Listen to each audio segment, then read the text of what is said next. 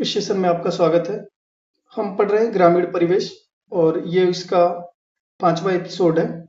इससे पहले 4 वीडियो ग्रामीण परिवेश पे आ चुकी हैं और आज हम पढ़ने वाले हैं ग्रामीण परिवेश में कृषि का क्या योगदान है उसके बारे में। तो आइए डिटेल से देखते हैं। ये विज्ञान की वो शाखा है जिसमें खेती, अन्न उत्पादन तथा उसके रख रखाव के विषय में अध्ययन किया जाता है। कृषि का महत्व पृथ्वी पर रहने वाले सभी जीव जंतुओं का जीवन प्रत्यक्ष व अप्रत्यक्ष रूप से कृषि एवं वनस्पतियों पर निर्भर करता है। वनस्पतियों से जीव जंतुओं को भोजन तथा ऑक्सीजन के अलावा जीवन उपयोगी वस्त्र, आवास एवं दवाइयाँ आदि की पूर्ति भी की जाती है। अगला पॉइंट है कृषि से संबंधित परीक्षा उपयोगी तथ्य। 2011 की जनगणना के अनुसार देश की आबादी का 54.6% कृषि और इससे संबद्ध गतिविधियों में लगी हुई है। देश के सकल मूल्य संवर्धन में कृषि का योगदान 17.4% है। भारत सरकार द्वारा कृषि कार्य नीति 2007 में राष्ट्रीय कृषि विकास योजना को मंजूरी दी गई थी। 7वीं अनुसूची में कृषि को राज्य का विषय माना गया है। राष्ट्रीय कृषि आयोग की स्थापना 2004 में की गई थी। भारतीय कृषि अनुसंधान परिषद ICAR यानी Indian council of agriculture research की स्थापना 1929 में दिल्ली में हुई। ICAR के अंतर्गत कृषि, पशुपालन, दुग्ध, मत्स्य आदि प्रयोगशालाएं कार्य करती हैं। भारत में ICAR के अंतर्गत कुल 731 कृषि विज्ञान केंद्र और 74 कृषि विश्वविद्यालय पूरे भारत में कार्यरत हैं। केंद्रीय बागवानी संस्थान मऊ फार्म नागालैंड में अवस्थित है।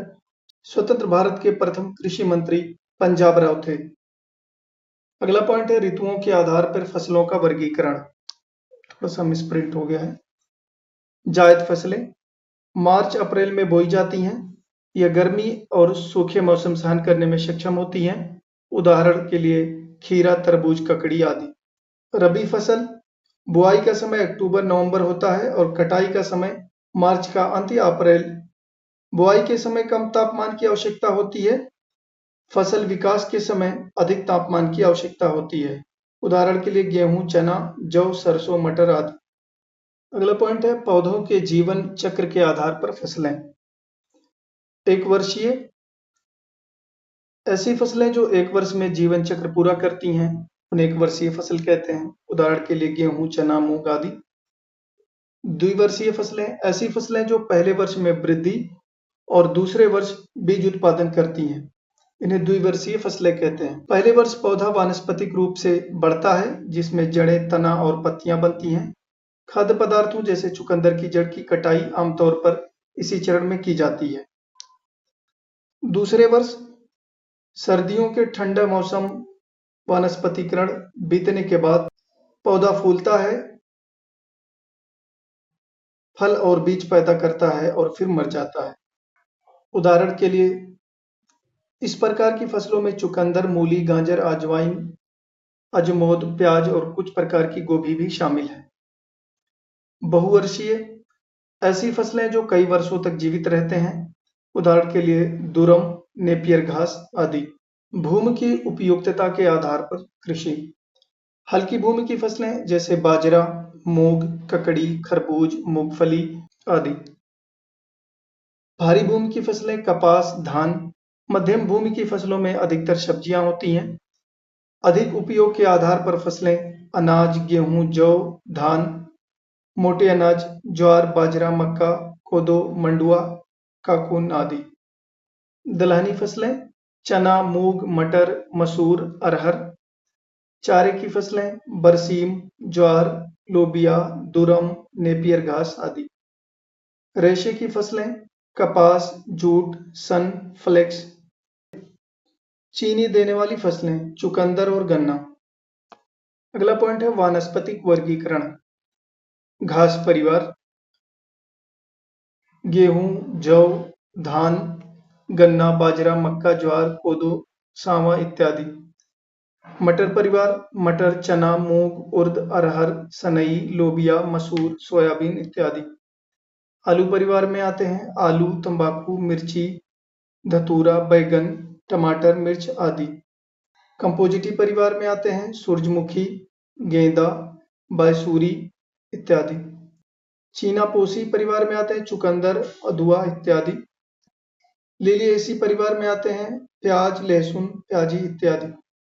मृदा पीएच के आधार पर वर्गीकरण। ऊसर भूमि की फसलें धान, ज्वार, बरसीम, मटर, डैचा। अम्लीय भूमि की फसलें हैं अखरोट, राय, आलू। मृदा कटाव रोकने वाली फसलें हैं मूंग, लोबिया, मूंगफली इत्यादि। मृदा कटाव को बढ़ाने वाली फसलें हैं मक्का, अरंडी आदि। इसके अलावा अगला पॉइंट है खेती की विविध प्रणालियां। स्थान विशेष की भौतिक अवस्थाओं एवं अन्य उपलब्ध सुविधाओं के अनुसार खेती की अलग अलग विधियों का उपयोग किया जाता है। इन विधियों का संक्षिप्त उल्लेख निम्न प्रकार है। पहला पॉइंट है विस्तृत खेती। इसके अंतर्गत खेतों का आकार बड़ा होता है, अधिकांश कार्य यांत्रिक उपकरणों की सहायता से होता है, शारीरिक श्रम कम लगता है एवं भूमि बहुत कम उपलब्ध रहती है। इसमें जनसंख्या का दबाव कम होता है। अगला है सघन खेती। इसमें श्रम व पूंजी का उपयोग अधिक होता है, खेतों का आकार छोटा होता है, उच्च क्वालिटी के बीज और उर्वरक उपयोग किए जाते हैं, भूमि पर जनसंख्या का अधिक दबाव होता है, उत्पादन बढ़ाने हेतु अधिक निवेश किया जाता है। अगला पॉइंट है नम खेती। उच्च वर्षा वाले क्षेत्रों में की जाने वाली खेती, पानी की उपलब्धता अधिक होती है। इसमें लगने वाले प्रमुख फसलें हैं चावल, जूट, गन्ना इत्यादि। अगला पॉइंट है शुष्क खेती। ऐसे क्षेत्रों में अपनाई जाती है जहां 50 सेंटीमीटर से कम वर्षा होती है, सिंचाई सुविधा बहुत कम या नहीं होती है।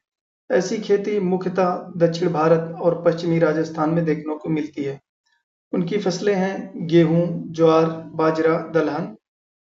अगला पॉइंट है एकल खेती। एक क्षेत्र में सिर्फ एक ही प्रमुख फसल उगाई जाती है। ऐसा तब किया जाता है जब क्षेत्र का वातावरण एक विशिष्ट फसल के लिए ही अनुकूल हो। उदाहरण के लिए चाय की खेती असम एवं पश्चिम बंगाल में होती है।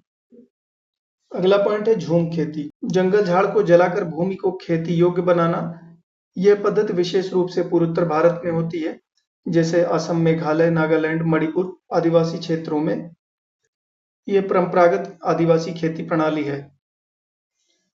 अगला पॉइंट है रोपड़ खेती। बड़े क्षेत्रों में नकदी फसलों का उत्पादन बड़े बड़े पौधे, पेड़ लगाकर खेती की जाती है।